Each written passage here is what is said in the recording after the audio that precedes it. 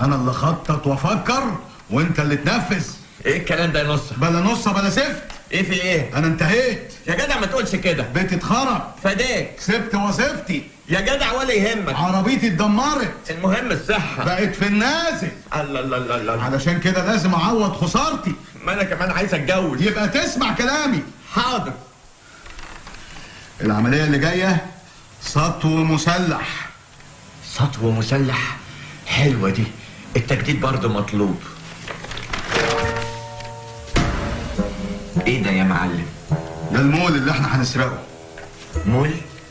يا ما تحت السواهي دواهي. قول قول، فين المول؟ ده رسم للمول قبل ما يتبني. يعني دي حتة أرض؟ ايوه. شكلك فاهم يا نصة.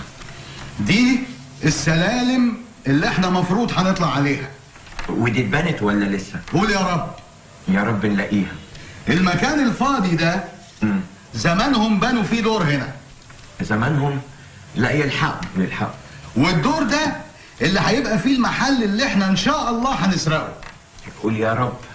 بس انا سمعت كده طراطيش كلام من ناس خير، اللهم اجعله خير، ان في خلافات بين الحي وبين صاحب المول على الدور ده، علشان كده بيفكروا يشيلوه ويعملوا مكانه جنينة او فسقية، مش فاكر بالظبط.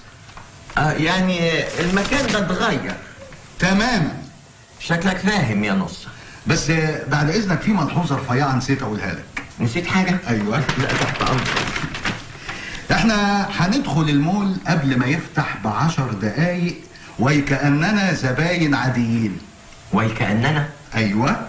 لا واضح انك فاهم. احنا هندخل من الباب ده. حلو. البوليس هيدخل من الباب ده ونتمسك هنا. شكلك فاهم يا نصة.